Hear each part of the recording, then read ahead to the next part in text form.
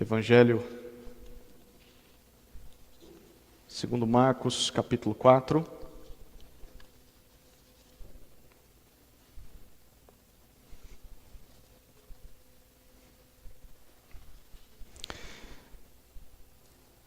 A perícope escolhida, a divisão escolhida pelos alunos do Prega Palavra, soltaram a bomba no meu colo, porque falaram que essas parábolas tinham que ser pregadas todas juntas.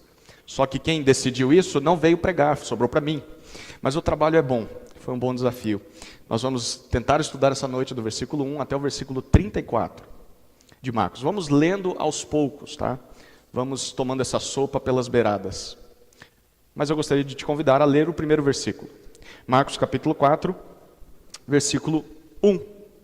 Diz assim: Jesus começou a ensinar outra vez à beira-mar. E uma numerosa multidão se reuniu em volta dele, de modo que entrou num barco, onde se assentou, afastando-se da praia. Eu quero te fazer duas perguntas muito importantes. A primeira é a seguinte: a mensagem de Jesus é uma mensagem clara? Aquilo que Jesus diz é acessível a todos? Todos conseguem compreender o que Jesus diz? Segunda pergunta: você entende essa mensagem? Eu não estou falando de partes dela, de algumas passagens, versículos que você lembra. Você entende o todo da mensagem de Jesus? Você tem certeza para as duas perguntas? É uma mensagem clara? E você entende essa mensagem? Que diferença isso faz? Você poderia perguntar. Bom, de acordo com Marcos, faz toda a diferença. Disso depende a sua entrada no reino de Deus. Se você não entende o que Jesus diz, se você não entende o todo da mensagem de Jesus, segundo o autor desse evangelho, significa que você não participa do reino de Jesus. Você não participa do reino do Messias, o reino de Deus. Tá, mas isso é você que está dizendo, José. Tá bom, vamos deixar que o texto mostre isso para nós. O que acabamos de ler apresenta para nós o cenário da pregação, do ensino de Jesus. Nesse versículo 1 que lemos, Jesus está no início do ministério dele, mas esse início não significa anonimato, porque uma multidão o seguia, e a gente sabe por que essa multidão está seguindo Jesus. Essa multidão segue Jesus por causa dos milagres, das curas, dos exorcismos que ele realizava. A região que ele escolheu para dar início ao ministério dele não era uma região esperada, era um local distante de Jerusalém, lá ao norte de Israel. Era uma região que ficava em uma das margens do mar da Galileia, a região da Galileia. E o mar da Galileia era uma espécie de lago, não é mar na verdade, ele é um lago mais ou menos do tamanho de Atibaia. Imagine um lago desse tamanhão aqui. E ali, às margens daquele mar, daquele lago, se concentrava o centro econômico da Galileia. Então você tinha os pescadores, você tinha comerciantes, você tinha compradores, transportadores, você tinha viajantes, havia hospedarias, enfim. Só que esse versículo nos diz que além dessas pessoas, havia agora um outro grupo muito maior, que estava vindo de todas as regiões de Israel em busca de Jesus. Porque conforme nós lemos, Jesus outra vez voltou para as margens. E o que Jesus foi fazer nas margens? Dessa vez não é para fazer cura ou expelir demônios. O versículo diz que ele foi para ensinar. Semana passada nós vimos no capítulo 3 que Jesus pediu para os seus discípulos sempre deixarem preparado um barquinho de fuga. Porque as multidões chegavam tão perto dele e o comprimiam, empurrando ele para o mar, porque não tinha para onde ele ir. Então ele subia no barquinho, às vezes para fugir da multidão, mas dessa vez não é para fugir. Dessa vez é para pregar.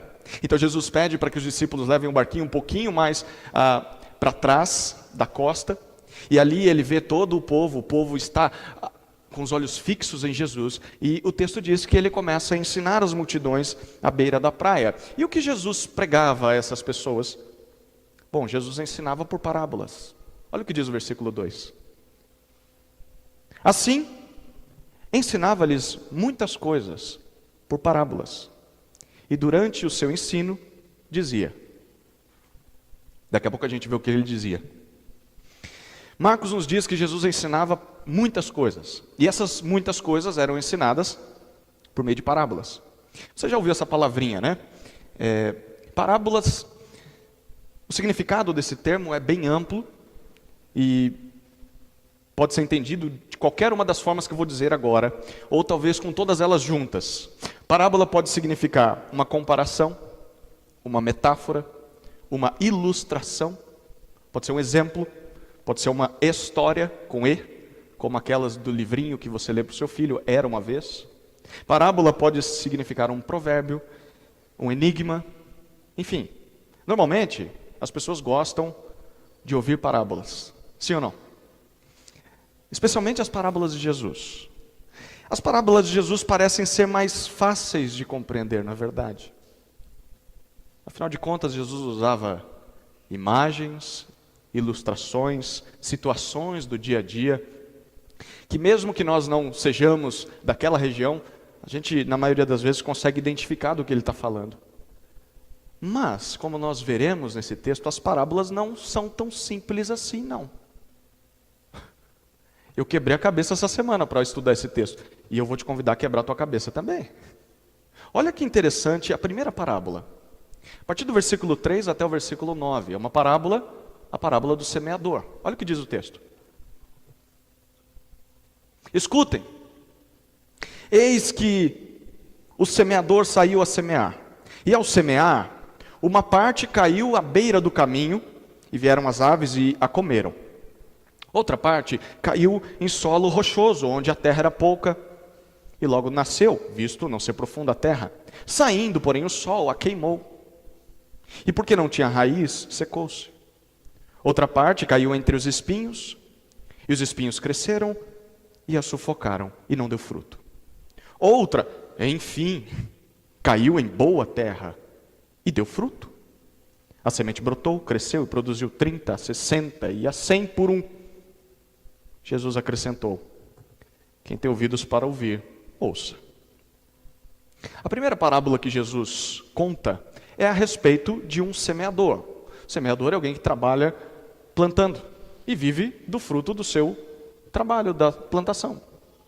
Esse homem saiu para semear, saiu para lançar semente à terra. Só que antes dele chegar lá no seu destino, qual que é o destino de um semeador? O destino é a terra que ele preparou para plantar a semente. Antes de chegar lá, algo inusitado acontece. Uma parte dos grãos que ele está levando caem pelo caminho. E por isso vira comida de pássaros. Depois nós lemos mais à frente que uma outra parte também cai, mas em um local agora em que a terra era rasa e ela ficava acima de um solo pedregoso com rocha. E o que aconteceu com essas sementes? Elas até brotaram, mas elas foram queimadas pelo sol, porque elas não tinham raízes, por causa das pedras. Depois nós lemos que mais uma parte, esse semeador é bem desatento, né? Mais uma parte, ou não, nós veremos que não. Bom, mas mais uma parte cai em um outro tipo de solo, um solo com espinhos, e ali as sementes até conseguem criar raízes, elas conseguem crescer, mas junto com elas crescem os espinhos sufocam a planta e a planta não consegue produzir frutos, até que enfim esse homem chega à boa terra, aquela terra que foi preparada para a semeadura. A terra onde qualquer pessoa que vive do campo sabe que a semente deve ser lançada, porque ali é o melhor lugar para que o fruto possa ser gerado. Então foi isso que aconteceu, naquele ambiente ideal, ele lança a semente. As sementes brotam, frutificam, algumas se multiplicam em 30 novos frutos, outras se multiplicam em 60 novos frutos e outras em até 100. Imagine que grande colheita, você lançou uma semente e ela produz 100 vezes mais do que você lançou. Essa foi a primeira parábola contada por Jesus. Você entendeu? Sabe o que Jesus disse depois de contar essa parábola? Versículo 9. Se vocês têm ouvido para ouvir, Então ouçam o que eu acabei de falar. Só isso. Nada mais. Aí você pode perguntar, tá, mas o que isso significa? Eu vim de tão longe, até aqui o Mar da Galileia, eu moro lá no sul. E aí eu vim aqui, para me juntar a essa multidão, para ouvir Jesus falar. E aí Jesus conta essa história, essa historinha para boi dormir, o que isso tem a ver com a minha vida? Como eu posso me aproveitar do que você está dizendo, Jesus? Jesus simplesmente não responde. Bom, pelo menos ele não responde para a multidão. Ele responde para os discípulos. E é isso que o texto continua dizendo para nós. Versículos 10 até 12. Nós temos a explicação do porquê das parábolas. Olha o que diz o texto, de 10 a 12.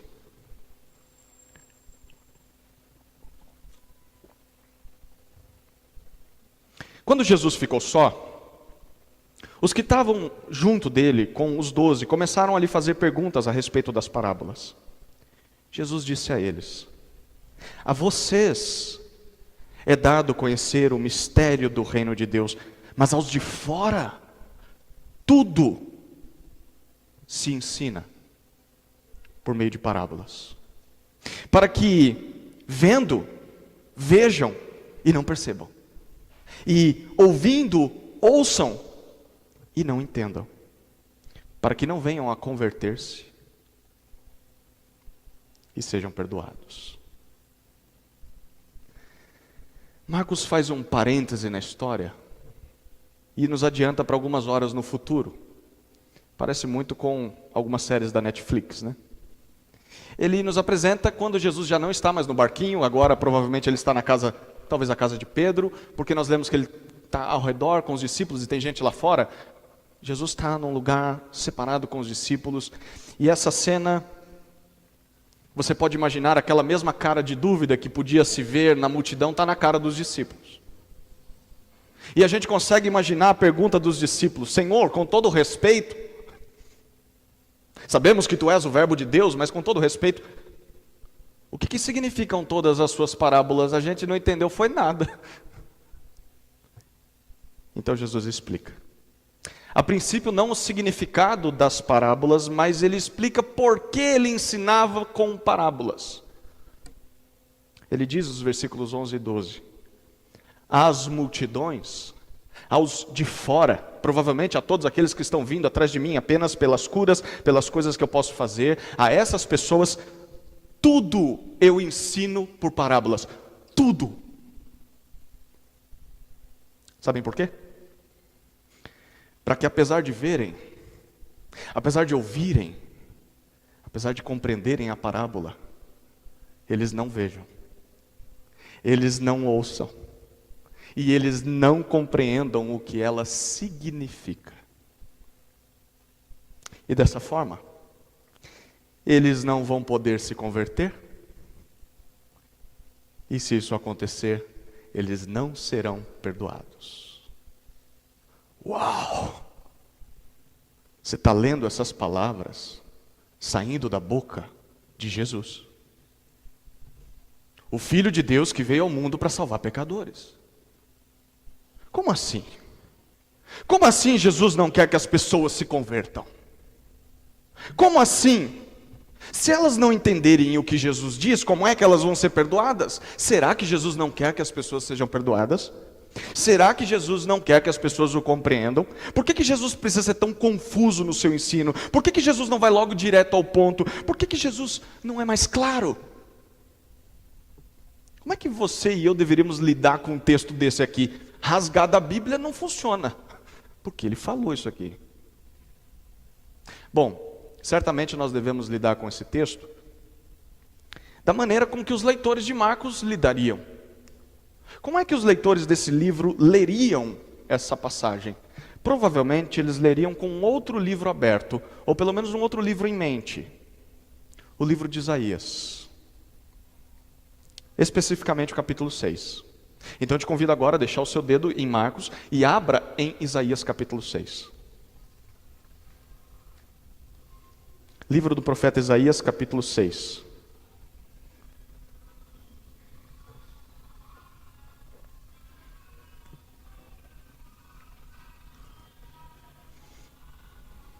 Isaías capítulo 6,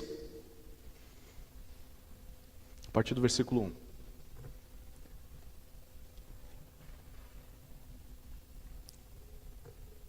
No ano da morte do rei Uzias, eu vi o Senhor assentado sobre um alto e sublime trono.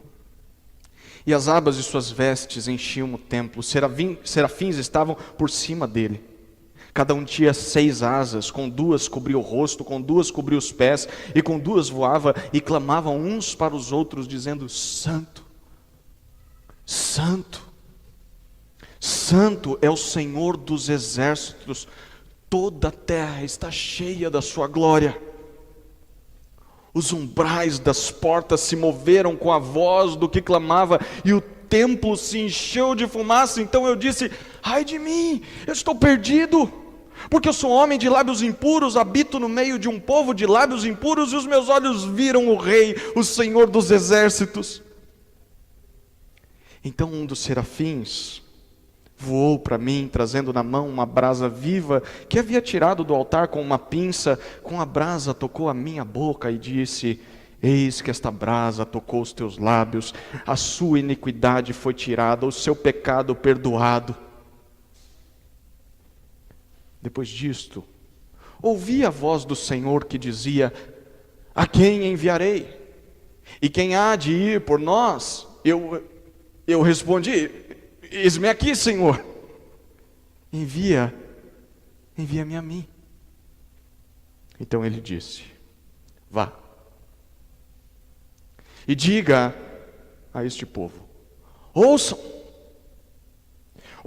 mas sem entender. Vejam, mas sem perceber. Torne insensível o coração deste povo, endureça-lhes os ouvidos e feche os olhos deles, para que não venham a ver com os olhos, ouvir com os ouvidos e entender com o coração, e se convertam e sejam perdoados. Então eu perguntei: até quando, Senhor? Ele respondeu: até que as cidades estejam em ruínas e fiquem sem habitantes, as casas fiquem sem moradores e a terra esteja em ruínas e devastada, e o Senhor afaste dela o povo, e no meio da terra sejam muitos os lugares abandonados. Mas se ainda ficar a 10ª parte dela, tornará a ser destruída, como o terebinto e como o carvalho, dos quais depois de derrubados ainda fica o toco. Assim a santa semente será o seu toco.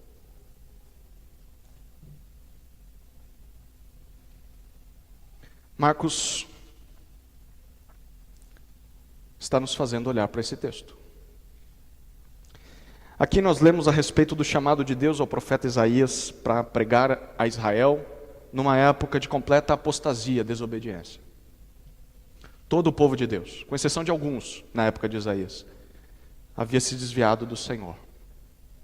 Eles haviam se prostrado e estavam adorando a ídolos mudos e surdos, estátuas, completamente diferentes do único Deus, santo, santo, santo, o Senhor dos exércitos, o Senhor que vence batalhas, o Senhor que é adorado por serafins no céu. E diante disso, Isaías diz: eu sou miserável pecador, eu vou ser condenado, eu vou ser destruído. E Deus perdoa o pecado do profeta. E então o Senhor pergunta: quem vai por nós? Ele fala: bom, só tem eu aqui, Senhor, então me manda. E então Deus diz: vá você. E o que deveria ser pregado? O que Isaías tinha que pregar? Versículo 9 nós lemos isso. Olha a mensagem de Isaías: ouçam, mas não entendam. Vejam, mas não percebam. O que isso significa? Significa que Isaías pregaria uma mensagem codificada para Israel. Uma mensagem composta por várias parábolas. E o objetivo dessa mensagem era que, através dessa pregação confusa que ele ia apresentar para o povo não o compreendesse. Imagine isso, Deus está te chamando para pregar para que as pessoas não entendam. E a sua pregação vai ser aquilo pelo qual as pessoas não vão entender mesmo. Por que isso? Que chamado louco, maluco. Bom, versículo 10 diz: porque Deus queria tornar o coração do povo insensível, o coração do povo endurecido, a ponto deles não serem capazes de enxergar ou de ouvir o que Deus tem a dizer, e dessa forma eles não se converteriam, e dessa forma eles não seriam curados dos seus pecados como Isaías foi. Qual a razão disso? Se você ler Isaías, eu te convido a ler Isaías essa semana. Se você ler Isaías, na verdade você descobre que isso era o que o povo já estava fazendo em relação a Deus. Eles já tinham fechado os seus ouvidos para ouvir a palavra de Deus, eles já tinham fechado os seus olhos para a justiça, e eles tinham se voltado as costas para Deus, e se voltado para os ídolos, se dirigido a ídolos mudos, ídolos surdos em busca de ajuda. Por isso Deus diz: eu vou tornar vocês tão cegos, e tão surdos, e tão mudos quanto os seus ídolos. Se vocês não querem ser governados por mim, o Senhor de toda a terra, então, se vocês fizessem isso, vocês seriam parecidos comigo, em justiça, em santidade, mas vocês preferem cultuar e servir e colocar sobre vocês esses deuses. Então vocês vão continuar no pecado que vocês tanto quiseram, e vão achar que estão certos, cegos. Eu vou entregar vocês ao seu próprio pecado. Então Isaías pergunta, porque essa é uma mensagem pesada, não é? Isaías pergunta: Senhor, até quando isso deve acontecer? Até quando o povo de Israel vai ficar endurecido pelo pecado? Deus responde: até que eu castigue todos os idólatras, todos os rebeldes da minha terra, e devaste a terra de Israel, como quem derruba uma floresta inteira. E ele diz no versículo 13: quando eu terminar de disciplinar o meu povo, eu vou deixar de pé apenas uma árvore, na verdade o toco de uma árvore. Aqui ele chama de santa semente. Alguns poucos israelitas eu vou preservar, por meio dos quais eu vou recomeçar a floresta toda de novo. Eu vou replantar Israel. Eu vou restaurar Israel. Realmente essa disciplina começou a acontecer. Cerca de 700 anos antes de Jesus, quando a Assíria invadiu e conquistou e devastou o reino do norte, as 10 tribos, devastou Israel. Ainda durante a vida de Isaías. 120 anos depois, após a queda de Israel, você tem a queda do reino do sul. Jerusalém é sitiada e é invadida pela Babilônia. As 2 tribos restantes são levadas cativas para a Babilônia como prisioneiros de guerra. Mas o castigo ainda não tinha terminado. Porque mesmo que muitos judeus puderam voltar para suas terras 70 anos depois do cativeiro, eles voltam, mas já não são mais livres. Agora é a Roma que toma conta deles. O povo ainda vivia sob a disciplina de Deus. E apesar de não terem mais deuses, porque depois de tudo isso, eles acham que iam dar uma surra em alguém que levantasse uma estátua, né? Mas eles ainda continuavam com o coração endurecido. A idolatria nem sempre é apenas a estátuas. Na maioria das vezes é no coração. Começa no coração. Eles estavam bem longe do Senhor. Apesar de que ainda mantinham em dia a vida religiosa lá em Israel. Eles ainda liam a Bíblia, eles ainda oravam, jejuavam, faziam as boas obras, davam esmolas, faziam sacrifícios no templo. Mas conforme Jesus diz em outra parte dos evangelhos, você vai lembrar dessa expressão que também é usada por Isaías: com os seus lábios eles louvavam a Deus, mas com o coração estavam bem longe do Senhor. E prova disso era o fato de que eles não reconheciam Jesus como o Messias prometido. Eles iam até Jesus, mas só pelas curas, só pelos milagres. Eles não iam pelo que ele dizia. Alguns chamavam de louco, lembra quem? A família dele.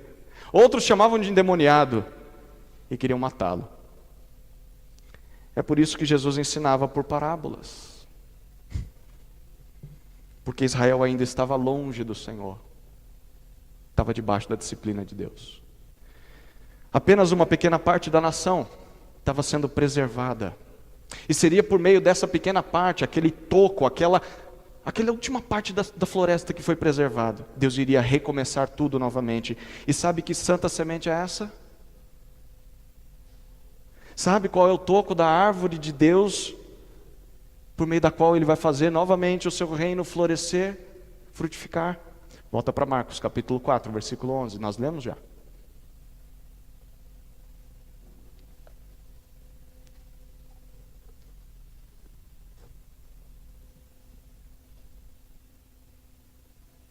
Quem que aparece no versículo 11? Os discípulos de Jesus. Aqueles que o seguem. Jesus diz no versículo 11: a vocês foi dado conhecer o mistério do reino de Deus. É por meio de vocês que o Senhor vai restaurar o seu povo Israel, e é por meio de vocês que Deus vai inaugurar o seu reino sobre esse mundo. E essa mensagem sobre o reino de Deus, que antes estava oculta aos homens, esse é o significado de mistério, é algo que estava oculto, mas que agora é revelado. Ele diz, agora vai ser revelado a vocês, os discípulos de Jesus. Em outras palavras, as parábolas eram um sinal de juízo àquela geração.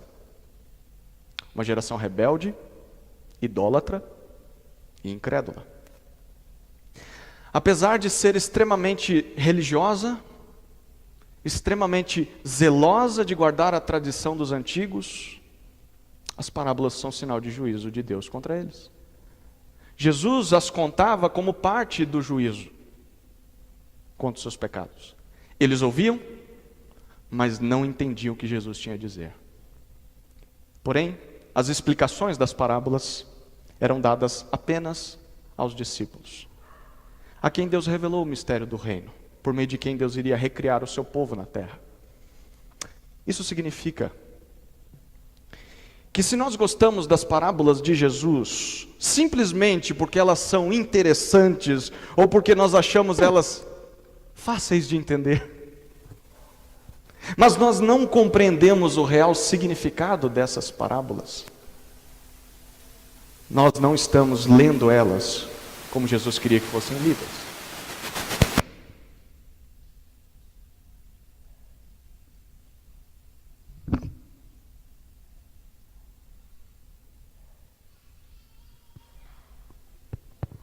Eu estou achando que o pessoal está fazendo isso de propósito para eu terminar de pregar quando começa a ser... Não é, Pedro? Tá, foi só um quebra-gelo. Deixa eu repetir. Não se perca, porque essa é a parte mais importante do capítulo. Se nós gostamos das parábolas de Jesus simplesmente porque elas são interessantes, ou porque nós consideramos essas parábolas coisas fáceis de se entender, mas se nós não compreendemos o real significado delas, nós não estamos lendo as parábolas do jeito que Jesus queria que fossem lidas. O propósito e o significado das parábolas são muito mais profundos do que simplesmente aguçar a nossa imaginação ou entreter a gente com uma boa história, normalmente contada para as crianças, né? A gente conta para as crianças dizendo, é tão fácil de entender. Você entendeu mesmo? Você entendeu? E Jesus só revela essas coisas aos que são discípulos dele, aqueles que fazem parte do reino dele, e não para aqueles que o buscam apenas pelas coisas que ele pode fazer, ou pelas historinhas bonitas que Jesus pode contar. Dito isso, nós lemos a explicação, enfim, a explicação da parábola do semeador. Olha a partir do versículo 13 de Marcos 4. Marcos 4, versículo 13 até 20. Diz assim o texto: Então Jesus lhes perguntou: Se vocês não entendem esta parábola, como compreenderão todas as outras? O semeador semeia a palavra. Estes são os da beira do caminho, onde a palavra é semeada. Quando a ouvem, logo Satanás vem e tira a palavra semeada neles. E estes são os semeados em solo rochoso, os quais, ouvindo a palavra, logo a recebem com alegria, mas eles não têm raiz em si mesmos, sendo de pouca duração. Quando chega a angústia ou a perseguição por causa da palavra, logo se escandalizam. Os outros, os semeados entre os espinhos, são os que ouvem a palavra, mas as preocupações deste mundo, a fascinação da riqueza e outras ambições aparecem e sufocam a palavra e ela fica infrutífera. Os que foram semeados em boa terra são aqueles que ouvem a palavra e a recebem, frutificando a 30, a 60 e a 100 por um.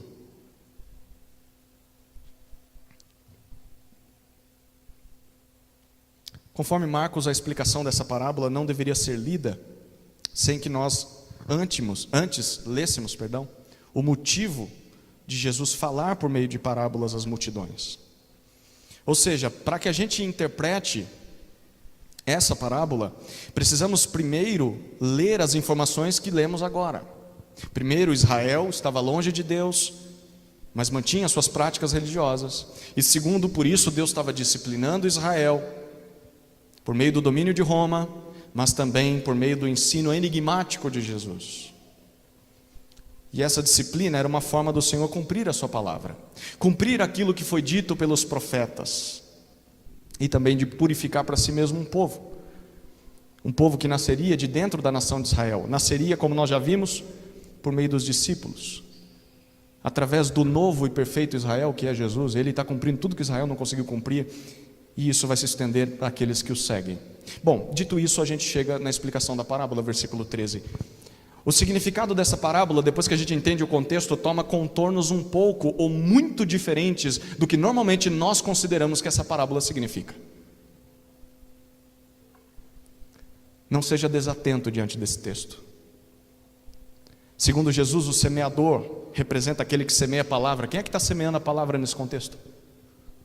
Quem é que está semeando a palavra nesse contexto? A palavra do reino. É quem? É o Messias. É Jesus que está fazendo isso. E quem que está ouvindo? Quem é que está ouvindo as palavras do Messias nesse texto? São os vários tipos de solos. Aquelas pessoas que iam até Jesus e ouviam a pregação de Jesus. Ou seja, é o público em Israel naquela época. Perceba, essa aqui não é uma parábola que explica o que acontece quando nós pregamos o evangelho às pessoas nos dias de hoje. Apesar de que isso é muito atraente, né? Bom, eu poderia estar pregando aqui, que tipo de solo é você? Bom, eu queria que esse texto significasse isso, mas não é isso que ele significa, não é isso que Jesus está dizendo. O significado dessa parábola é muito mais profundo e é muito mais importante do que quando alguém sobe no púlpito e prega o evangelho. Em resumo, o que Jesus está afirmando aqui é que há dois tipos de ouvintes diante dele, lá no Israel do primeiro século. O primeiro grupo são aqueles que ouvem, às vezes ouvem até com alegria, mas não produzem frutos. Esses são a má terra. Para eles, a pregação de Jesus está servindo como parte do juízo de Deus. Eles vão continuar surdos, eles vão continuar mudos como seus ídolos, eles vão continuar vivendo no pecado, e eles vão ser condenados porque eles rejeitam o Messias. E o segundo grupo que está ouvindo ele diz, são os que ouvem e são os que produzem frutos, aqueles que ele chama de boa terra. Estes são a santa semente, prometida por Isaías. Aqueles que fazem parte do novo e verdadeiro Israel, o povo que Deus está recriando a partir de Jesus, a quem foi dado conhecer o mistério do reino de Deus. Nestes que estão ouvindo Jesus, nós vemos frutos de arrependimento. Eles abandonaram seus ídolos, se voltaram para Deus. E eles agora querem buscar a justiça, a santidade, porque eles ouvem, porque eles veem, porque eles se converteram e porque eles foram perdoados. Esse é o significado dessa parábola. Ficou frustrado? Pois é.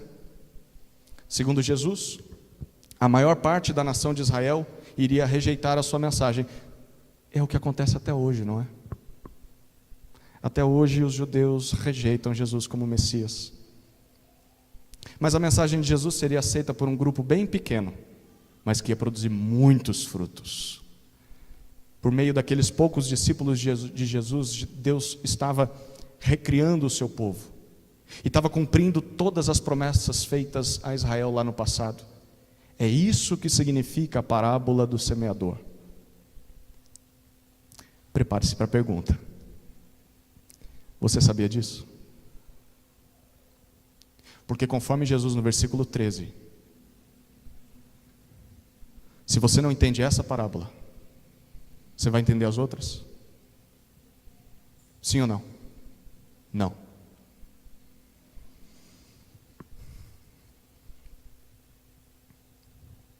Se você não entender o que Jesus veio fazer nesse mundo, você nunca vai compreender as várias parábolas dele. Aí você diz, tem mais? Já basta essa. Não. A gente vai ser mais rápido agora, mas tem mais. Olha lá. A parábola da candeia, versículos 21 a 23. Jesus também lhes disse: será que alguém traz uma lamparina para que seja colocada debaixo de um cesto ou da cama? Por acaso não a coloca num lugar em que ilumine bem? Porque não há nada oculto, senão para ser manifesto, e nada escondido, senão para ser revelado. Se alguém tem ouvidos para ouvir, ouça. Marcos nos leva novamente ao passado, naquela ocasião em que Jesus está ensinando à beira-mar e as multidões estão ali na praia, e ele revela mais uma daquelas parábolas, a parábola da lâmpada, ou da lamparina, da candeia. A ideia aqui é muito simples, todo mundo consegue entender. Ninguém acende um lampião para deixar ele debaixo da cama, escondido. É óbvio que é para iluminar, você coloca numa parte alta que possa iluminar todas as partes da sala. E esse é o significado da parábola. Ele diz nos versículos 22 e 23, há coisas no plano de Deus ocultas, escondidas aos homens, mas que serão reveladas. A luz de Deus vai ser colocada num lugar alto para que as pessoas conheçam a verdade dele. E adivinha quem é que vai compreender isso? Quem é que vai compreender essas coisas que estavam ocultas? De acordo com o texto, quem são? Os discípulos de Jesus. Eles vão entender, aliás, é para eles que Marcos nos convida a olhar novamente na sequência do texto. Versículos 24 e 25, nós vemos a explicação dessa parábola para os discípulos. Olha lá. Então lhes disse: prestem bem atenção no que vocês ouvem. Com a medida com que tiverem medido, vocês serão medidos. E mais ainda lhes será acrescentado, pois ao que tem, mais será dado. E ao que não tem, até o que tem, lhe será tirado. Mais uma vez, Marcos nos leva lá para o futuro, lá para aquela reunião só com os discípulos. E nós vemos Jesus fazendo um alerta para eles. O alerta é o seguinte: fiquem bem atentos ao que vocês estão ouvindo. Fiquem bem atentos ao que vocês estão ouvindo. A maneira com que vocês encaram o meu ensino, diz Jesus, vai ser a mesma maneira com que vocês vão receber o fruto do que eu falo, o benefício do que eu falo. Por exemplo, quanto mais vocês buscarem compreender o mistério do reino de Deus e desejarem dar frutos através desse conhecimento, mais mistério eu vou revelar para vocês. Quanto mais vocês buscarem, mais eu vou dar para vocês, mais frutos vocês irão produzir. Porém, se for o inverso, caso vocês decidam dar de ombros, virar as costas para as coisas relacionadas ao reino, menos ainda vocês vão compreender. Se vocês ficarem como as multidões, que não dão atenção ao que eu digo, e só me buscam pelos milagres ou pelos benefícios que eu posso oferecer, se vocês ficarem como eles, vocês vão perder o senso do que eu estou fazendo nesse mundo, vocês não vão lembrar o que eu vim fazer nessa terra, e vocês vão ser como aquele solo que não frutifica, e até o pouco de compreensão que vocês têm vai ser tirado de vocês, e vocês não participarão do meu reino. É isso que Jesus está dizendo para os discípulos. Que grande alerta Jesus está fazendo aqui, queridos. Aqueles homens, mesmo estando perto de Jesus, deveriam continuar dando atenção ao que Jesus diz, pelo resto das suas vidas, com o interesse de se aprofundar e frutificar. Caso contrário, até o pouquinho que eles conheciam até aquele momento, seria tirado deles, e eles não entrariam no reino de Deus. Não foi isso que aconteceu com Judas, o traidor? Ele está ali, ele está ouvindo, mas ele não ouve. Ele vê, mas não enxerga. Não foi isso que aconteceu com tantos outros seguidores de Jesus? Quando ele pregava um discurso duro, eles diziam: duro esse discurso? Eu não quero mais saber de Jesus. Não foi isso que aconteceu na história da igreja com tantos outros? Gente que está perto, gente que está aos pés de Jesus, gente que está na casa de Deus, gente que ouve a palavra de Jesus, gente que acha que entendeu tudo, gente que acha que simplesmente pode descansar na vida cristã, porque eu não preciso mais me aprofundar na palavra, eu não preciso mais me dedicar à prática da palavra, porque eu já cheguei num patamar aceitável de seguir a Jesus, aqui onde eu estou está muito bem confortável, não preciso amadurecer mais, não preciso conhecer mais, não preciso ler mais, não preciso orar mais. Cheguei num ponto excelente, vou estacionar aqui. O que Jesus está dizendo que vai acontecer com essas pessoas? Até o pouco de compreensão que você tem, se você está pensando assim, vai ser tirado de você. E isso vai comprovar que você nunca fez parte do reino de Deus. E por isso eu quero te perguntar, muito seriamente, você tem certeza de que você vai continuar levando as coisas de Jesus em banho-maria? Sem se aprofundar mais no conhecimento de Deus e continuar vindo à igreja só para manter essa aparência religiosa? Você tem certeza que você vai querer continuar fazendo isso? Você acha mesmo que isso vai te salvar? Você acha mesmo que isso vai te tornar discípulo de Jesus? É sério? Sério mesmo que você vai continuar fazendo isso? Porque segundo Jesus, se você continuar, isso é demonstração de que você ainda está perdido, mesmo dentro da igreja. Você não faz parte do reino, e uma hora ou outra isso vai ser revelado.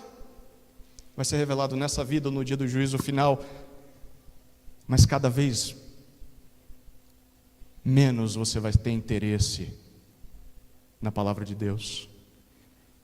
Cada vez menos você vai produzir frutos. Até que talvez que chegue uma hora na sua vida em que você diga: bye bye igreja, tchau Jesus, vou fazer o que eu sempre sonhei.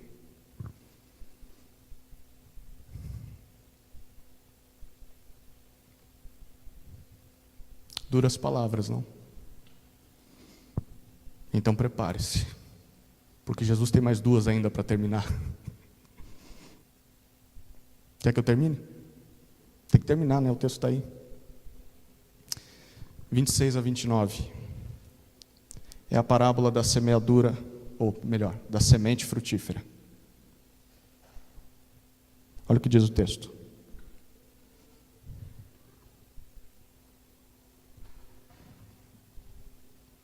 Jesus disse ainda: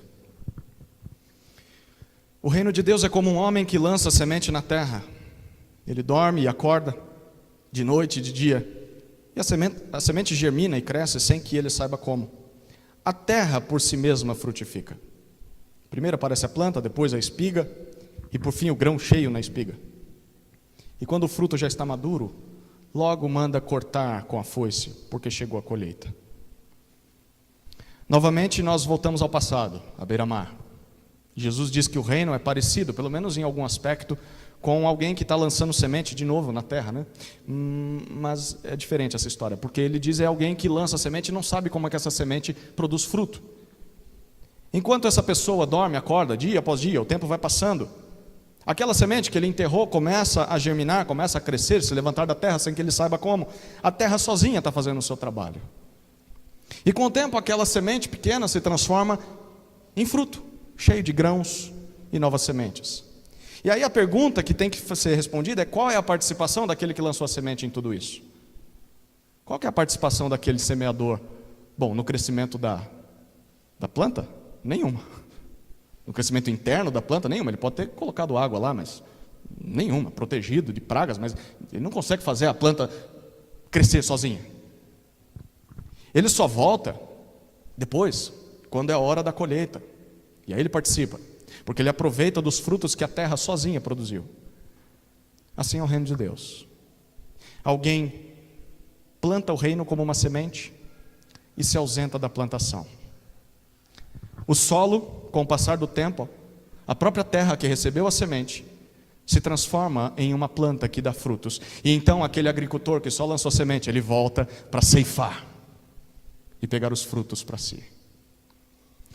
Não parece muito o que Jesus veio fazer nesse mundo? Jesus veio aqui plantar a semente do reino no coração dos homens. Começando por aqueles discípulos. Depois disso, ele se ausenta. E essa semente que ele lançou por si só, ao longo do tempo, vai se transformando e dá fruto, e enche o mundo de grãos. Novos discípulos ao redor do mundo. Mas ainda falta acontecer algo. Falta Jesus voltar ao campo e colher para si o fruto do seu trabalho. O dia da colheita. Era assim que os profetas diziam. É o dia em que o Senhor vai visitar o seu povo. E Ele vai julgar as nações. E Ele vai colher para si Israel. Se nós fazemos parte do grupo dos discípulos de Jesus nessa vida, do reino de Deus, nós não estaremos debaixo do juízo no dia da colheita, mas vamos participar da alegria do semeador. Mas se nós não estamos nesse grupo, ai de nós. Porque conforme disseram os profetas, o dia da colheita será um dia de terror, de desgraça, em que os homens buscarão a morte e não encontrarão, com medo do juízo. Seremos ceifados, para sermos lançados no fogo. Só nos restará o juízo de Deus. Por fim, a última parábola, 30 a 32. A parábola do grão de mostarda. Disse mais: com que poderemos comparar o reino de Deus? Ou com que parábola o apresentaremos? Ele é como um grão de mostarda que, quando semeado, é a menor de todas as sementes sobre a terra. Mas uma vez semeada, cresce e se torna maior do que todas as hortaliças. Cria ramos tão grandes que as aves do céu podem se aninhar à sua sombra. Marcos não nos leva mais para o futuro. Chega, né, Marcos? Estou ficando até tonto. Vai e volta, vai e volta. Ele fica aqui só ali no mar. E aí ele finaliza com a última parábola. Na época, o grão de mostarda era considerado o menor dentre todas as sementes, mas com o avanço dos estudos científicos, o pessoal descobriu que um grãozinho lá na África, no continente africano, chamado de teff, ele é a menor das sementes. Mas, ainda assim, o grão de mostarda é bem pequenininho. Jesus diz que, apesar disso, quando ele é semeado e cresce, ele se torna maior do que todas as outras hortaliças, com galhos tão grandes a ponto de as aves do céu poderem desfrutar do descanso que a sombra dessa hortaliça produz.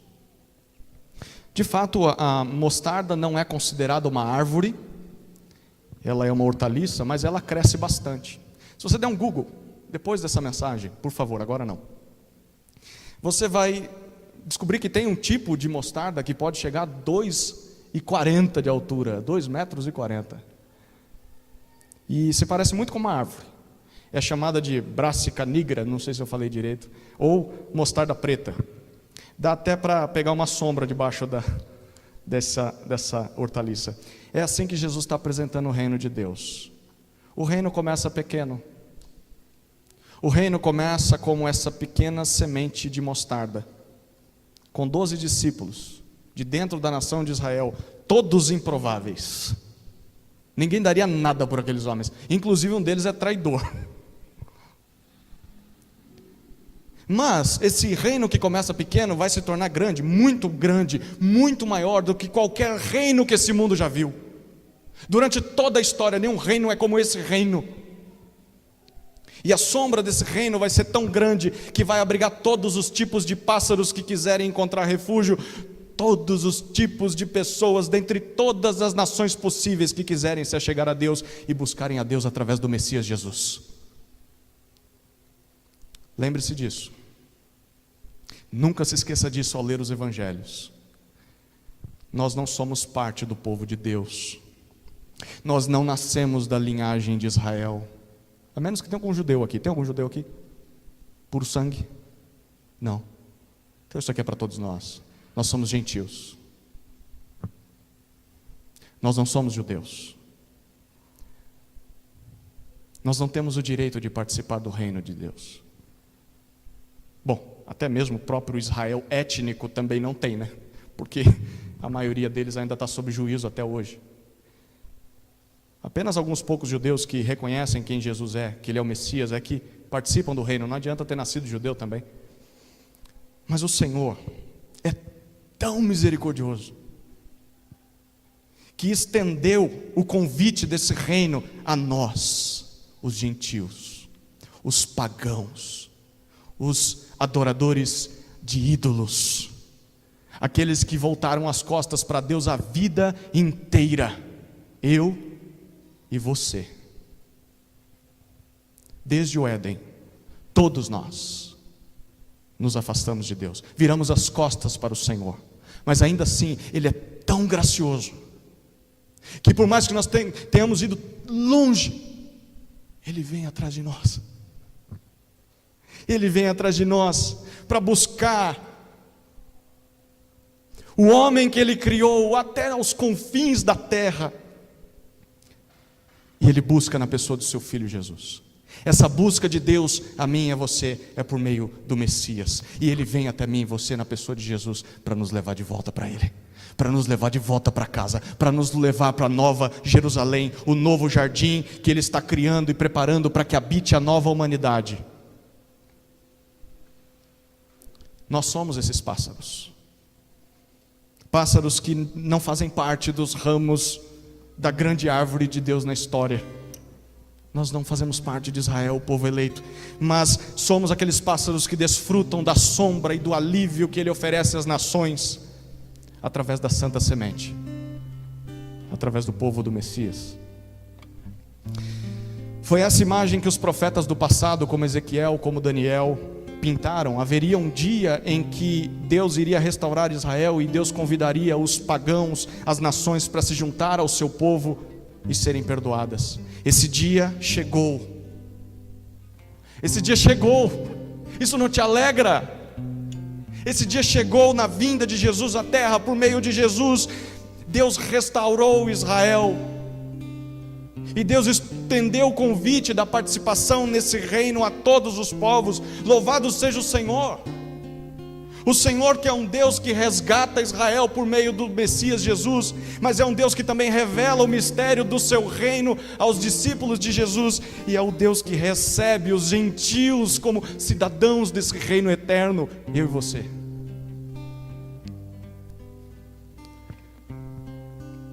Você faz parte desse reino. Você já reconheceu Jesus como Messias? Você conseguiu realmente entender o que Jesus ensina? Você já sentiu o peso dos seus pecados? Você já se arrependeu por cada um deles? Você já se converteu do seu mau caminho, de uma vida de rebeldia e de idolatria? Você já deixou de fugir de Deus e se voltou na direção dele para buscá-lo? Se a resposta é sim, então você já foi perdoado. É o que Jesus te garante por meio da obra dele na cruz.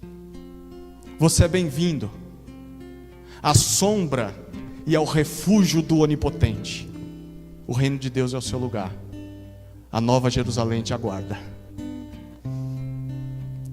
E a igreja é a sua família. Esse povo aqui é a sua família. Não se afaste dela.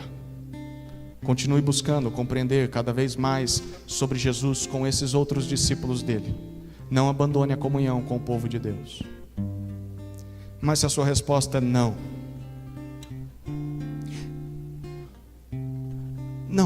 eu nunca entendi realmente quem Jesus é, ou o que ele diz. significa que você nunca sentiu verdadeiramente o peso dos seus pecados. Você não se arrependeu ainda. O reino de Deus não é o seu lugar. A nova criação não é o seu destino. Por isso que a igreja não faz sentido para você. Você está aqui, mas esse negócio aqui, que hora que vai acabar isso aqui? Chega. A igreja não faz sentido para você. Sabe por quê? Porque você ainda está cego. Você ainda está surdo. Você ainda está mudo como os seus ídolos. Você não se converteu ainda. Você ainda está sob o juízo de Deus, como aqueles israelitas no tempo de Jesus, como os judeus nos dias atuais que não reconhecem Jesus como Messias. Mesmo estando dentro de uma igreja, talvez a vida inteira dentro de uma igreja, até o pouco que você sabe da palavra de Deus, até o pouco que você já ouviu de Jesus, um dia vai ser tirado de você, e você vai ter de encarar frente a frente o dono da lavoura, no dia da colheita, no dia do juízo final, e desse dia não vai ter escapatória. E eu quero perguntar para você, é isso que você quer mesmo? Você tem certeza de que você quer continuar fazendo isso? Porque se essa cena te apavora, se só imaginar isso te causa arrepios, então a boa notícia é que Jesus está de braços abertos te esperando, pronto para te receber, pronto para te perdoar. Basta vir até Ele, com os ouvidos atentos ao que Ele tem a dizer. Se arrependa e creia no Evangelho. Eu tenho que ler os 2 últimos versículos e prometo agora é a conclusão. 33 e 34. E com muitas parábolas semelhantes, Jesus lhes expunha a palavra conforme podiam compreendê-la. E sem parábolas não lhes falava. Tudo, porém, explicava em particular aos seus próprios discípulos. Lembra daquelas 2 perguntas que eu fiz lá no início? A primeira era: a mensagem de Jesus é uma mensagem clara? Todos podem compreendê-la? A segunda pergunta era: você entende? Não só partes do que ele diz, mas o todo. Tenho certeza? Para as 2 perguntas. Se a sua resposta, a essas perguntas revela muito sobre quem você é. Ou você faz parte da multidão que só ouve enigmas quando está diante das palavras de Jesus e não entende o que ele diz no todo. Ou você faz parte do grupo particular de discípulos a quem o Messias revela o mistério do reino de Deus. Eu quero te desafiar nessa noite a ter certeza da resposta dessas 2 perguntas antes que seja tarde demais, antes que o dia da colheita chegue, e ele vai chegar sem avisar. Amém. Vamos orar?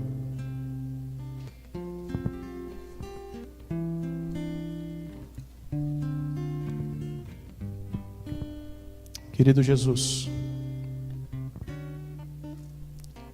só nos resta, depois de todo esse texto, clamar por misericórdia e para que o Senhor abra os olhos do nosso coração. Aqueles que são teus, que depois de encarar as tuas parábolas, tenham sede e busquem, se alimentem, se interessem por aprender, por estudar, por ler a tua palavra, livros que expliquem a tua palavra, ouvir pregadores que pregam a tua palavra, aproveitar cada oportunidade para entender o que o Senhor diz e produzir frutos. E para aqueles que sequer entenderam essa mensagem, sequer entenderam a tua palavra, tem misericórdia deles, Senhor. Eles estão mudos, surdos, não adianta gritar, eles não vão ouvir.